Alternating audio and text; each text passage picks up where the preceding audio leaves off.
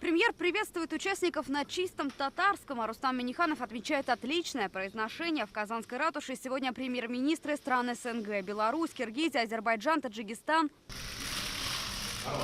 Без камер и журналистов, что называется, в узком кругу, начали заседание Совета глав правительств Содружества независимых государств. И только через час участники собрались в расширенном составе и пригласили прессу. Добро пожаловать в Казань, город, который действительно славится своим радушием и гостеприимством. Надеюсь, что присутствующие уже успели это почувствовать. Это первый съезд в этом году. Председательство в Содружестве перешло к России. На повестке дня более 10 вопросов: укрепление экономических основ, а именно снятие торговых барьеров, борьба с терроризмом, преступностью, контрафактом. Особое внимание в ближайшем будущем нужно уделить и социальным вопросам, отмечает премьер.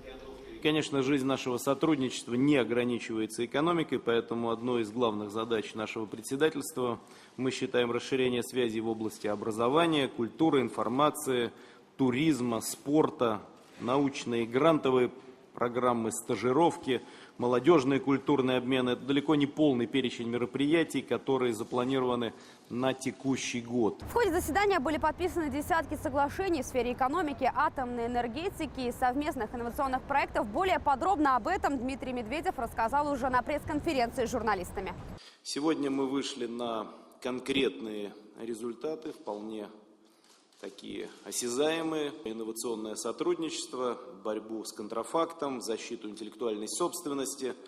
Обсудили мы вопросы безопасности на транспорте, вопросы, связанные с безопасностью в атомной энергетике, подготовку научно-технических кадров. В приоритете сотрудничества в научной сфере. Есть план: на ближайшие 3 года будет создана Ассоциация технопарков СНГ. Также страны теперь совместно могут использовать уникальный экспериментальный комплекс на базе Национального ядерного центра в Казахстане. Результаты исследований помогут при модернизации промышленных реакторов и разработке перспективных установок. В сфере инноваций — защита прав интеллектуальной собственности и противодействие контрафакту в цифровой среде.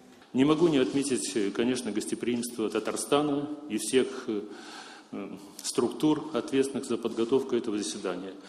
Мы везде встречали гостеприимство, все двери для нас были открыты.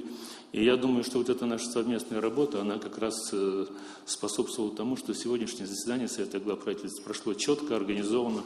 В ноябре этого года главы правительств соберутся вновь, но уже в другом городе. Несомненно, одно: Казань оставит у них только самые теплые впечатления. Аделя Коломеец, Андерсон Тальцев, ТНВ, Казань.